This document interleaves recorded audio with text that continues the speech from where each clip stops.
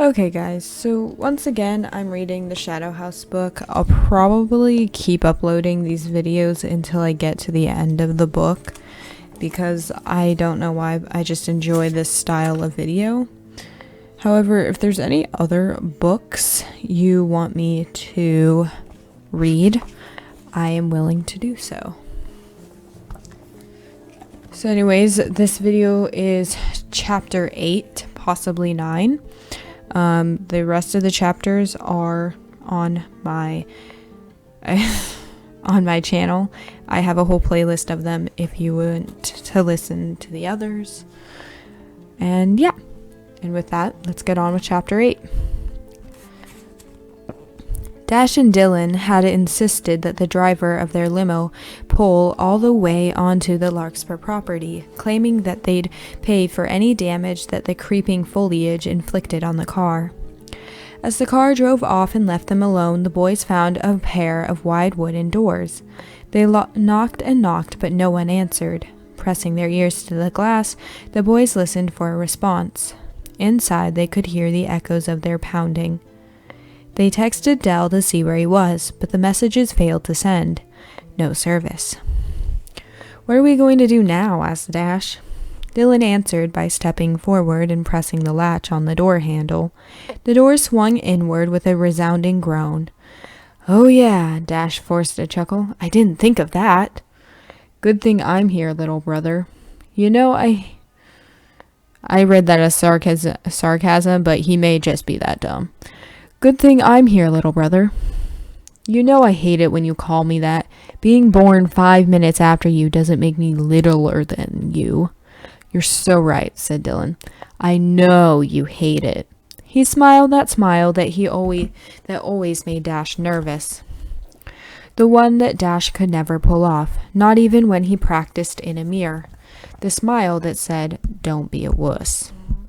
They weren't perfectly identical after all. Dash knew, especially when it came to their personalities. With his stomach turning, Dash followed Dylan into the mansion. Inside, his gaze flitted around the cathedral-sized room.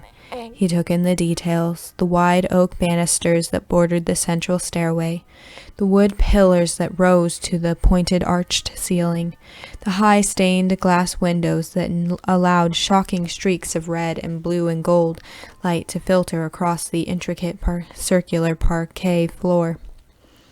The boys placed their bags in its center. A harsh tone bounced around the room, ringing in Dash's ears, making him feel dizzy and disoriented. He blinked and saw Dylan standing a few feet away, struggling with his phone. "Stupid thing," said Dylan. "What's wrong?" "Someone keeps calling me, but every time I pick up, the phone goes dead." "Oh, sorry, there's a creepy photo. I'll put it on the screen. What's the number?" "It says unknown. Service here bites." "But what if Dell is trying to get in touch with us to tell us where to go?" Why don't we try to find him?" Dylan smiled. "Do you want to head upstairs or should I?" "We should stick together, don't you think?" Dash asked, trying to sound unafraid. He peered at the grand staircase and froze. A boy was standing at the bottom, staring at them. He was dressed in dark shorts and a white button-down shirt, but that wasn't what caught Dash's attention. The boy was wearing a mask. A white rabbit mask with shadowy cutout eyes and a big pink grin for a mouth. Dash had a bad feeling. It made him want to turn around and walk away. When Dylan saw the boy, he called out, "Hey yo, what's up?" The boy in the rabbit mask didn't answer. He only continued to stare. "We're looking for Dell," Dash added. "Any clue where we can find him?" The boy in the mask took off, disappearing up the worn marble stairs. "Hey!" Dylan shouted, hurrying after him. "Wait!" Dylan followed closely, not wanting to be left alone. But when they'd made it halfway to the first landing, Dylan jerked to a stop, as if someone had yanked on his spine. Dash reached up to catch his brother before he toppled, but Dylan crashed into him, knocking him off balance. Limbs tangled together, they tumbled down the steps all the way to the bottom.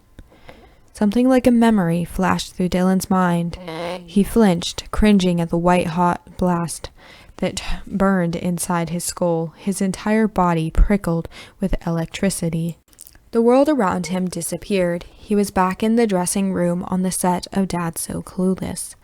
Dash was racing towards him out of a mass of shadows, his arms outstretched, his face contorted, screaming in anger or pain. A booming sound rattled his eardrums, followed quickly by something that sounded a bit more human. A mewling, crying whisper. The back of Dylan's skull felt like it had exploded. Little glittering lights swam around what was left of his blurred vision. Then, as the brunt of the sensation began to fade, Dylan understood that the whine was coming from his own throat. "Dylan? Dylan, are you all right?" Dylan realized he was lying down, the wooden floor of the foyer cold beneath him. Dash's face hovered over him, eyes wide, looking paralyzed with worry. For some reason, this annoyed Dylan. "Why are you looking at me like that?" Glancing over his brother's shoulder, he noticed the staircase rising steeply. "I must have tripped." "You didn't trip, Dylan. Something happened to you. It was like a seizure. You knocked us both down the stairs." "Don't be ridiculous. I don't have seizures." Dash leaned away, sitting back on his heels. "Fine. Whatever. You're perfectly healthy," he sighed, frustrated. "But you hit your head pretty hard on the way down," it echoed. Dylan sat up, rubbing the back of his skull. His heart was beating too fast, and he worried that whatever had just happened might happen again. But he couldn't let his brother know. For the past few weeks, Dash had been super worried about him. "Well, I'm okay now." This had happened at least twice before, each time accompanied by a horrifying vision of Dash running toward him, reaching out to either claw or catch him. "Geez, Dash, sometimes you're worse than Mom and Dad." "Do you think you can stand up? Maybe we should walk back to town and call for help." "No way." Dash rolled his eyes. "But Dylan, you're not." "If we find that kid, the one in the mask, maybe he'll help us." Dash shivered. "I didn't get that sense from him, Dylan. He was full-on creepy." Footsteps echoed through the cavernous chamber.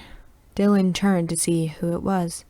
Emerging from the shadows was a girl with long black hair that draped far below her shoulder blades. She was dressed in a fitted denim jacket and a long black dress.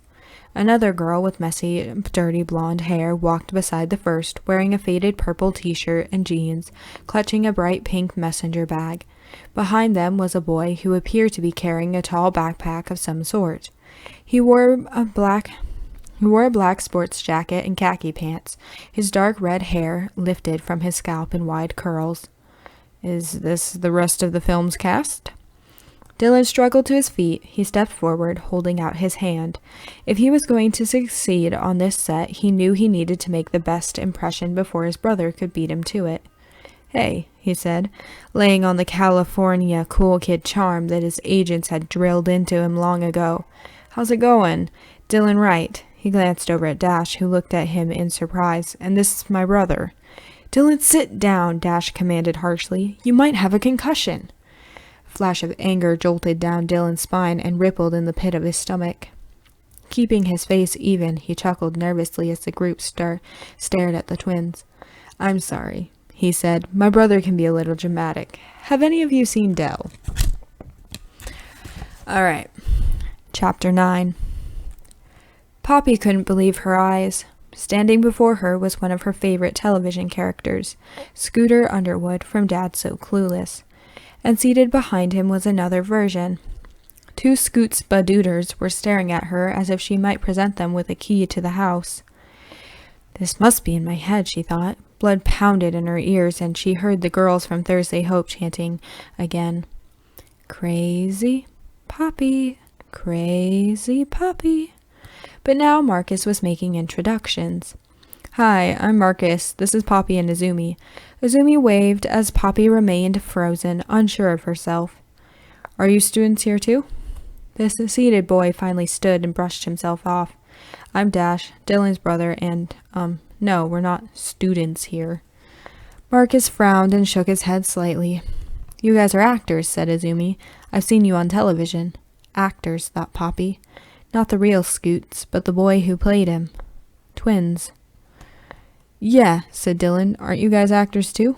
No, said Marcus cautiously. I'm here on a music scholarship. Azumi's here for academics. And Poppy's story is kind of complicated. Poppy couldn't keep herself from blushing. Complicated was an understatement. She hunched her shoulders, though she knew she was only making herself look more foolish, like an ostrich hiding its head in the sand. Dylan, said Dash, placing his hand on his brother's shoulder, I really wish you'd sit down. He turned to the trio. He just fell down the stairs. Do you always let your brother talk to you like he's your dad? Azumi asked Dylan, hands on her hips. Dash flinched. I was only trying to. We both fell down the stairs, Dylan growled before looking at the group again with a forced smile. But we're both perfect now. Promise. So, if you're not in the cast, you must be on the crew. The crew? Asked Azumi. Why are you here? A hint of frustration slipped into Dylan's otherwise smooth voice. Marcus already told you, said Azumi. This is our school. Why are you here? Marcus retorted. Dash spoke up. Del Larkspur is filming a new horror movie. We're playing the leads. Del Larkspur? Poppy squeaked. Did you say Del Larkspur? Dylan sighed. Finally, we're getting somewhere. You know Del? Poppy's voice was so soft, Dylan had to strain to hear it. Well, no. My great-aunt invited me to live with her, but her name is Delphina Larkspur.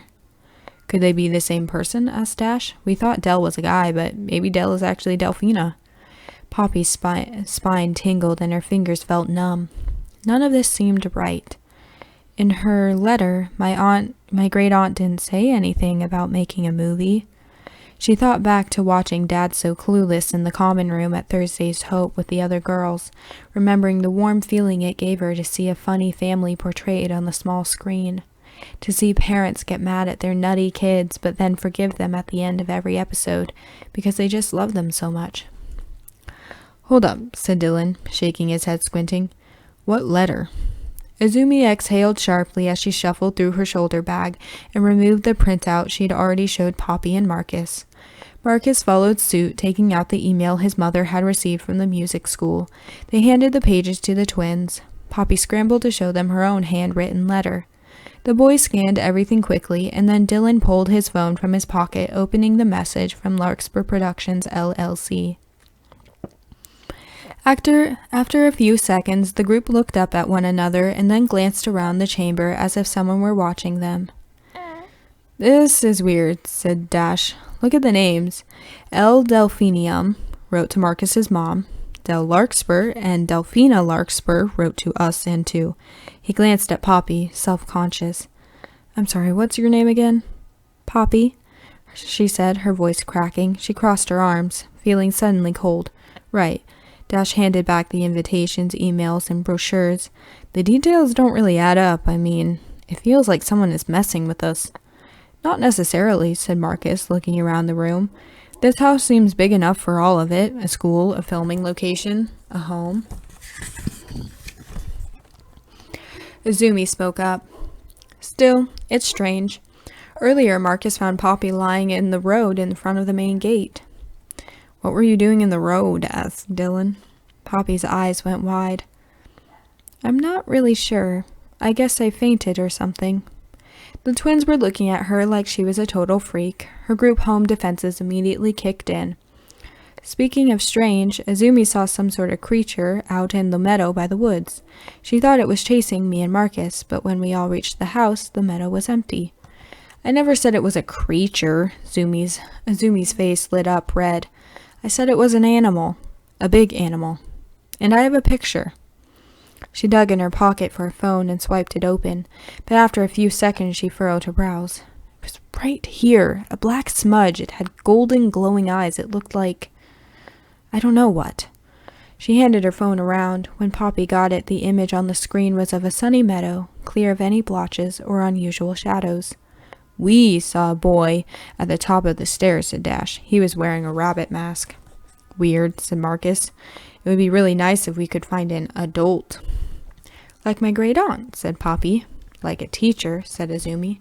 Like someone on the crew, said Dylan. Dash stepped away from the group and peered up the staircase.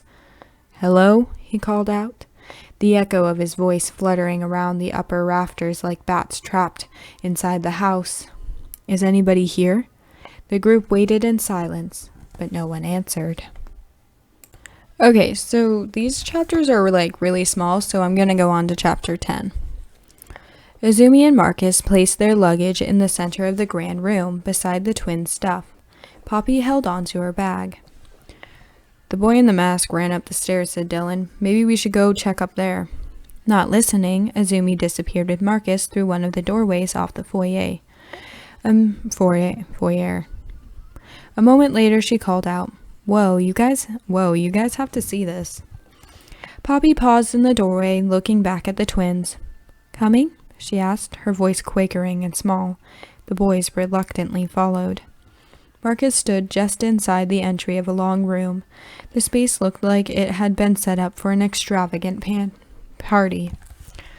Red and white paper streamers hung from high places, drooping down from the corners of bookshelves that were stocked with old board games and puzzles, running up toward the tall windows that lined one long wall and continuing in daisy chains all the way to the entry.